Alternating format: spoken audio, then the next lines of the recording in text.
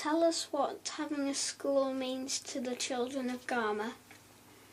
Well, the school is not benefiting only the village of Garma. It is the children who are benefiting from the surrounding villages are as important, because the children from other villages had to go a long way to go to the school. But now we have a school in Garma.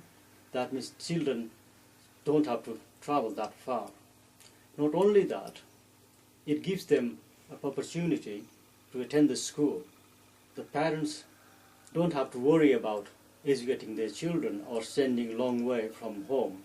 In many cases, they cannot afford either financially or with the traveling. But now the Garma school means a lot to the children as well as the parents.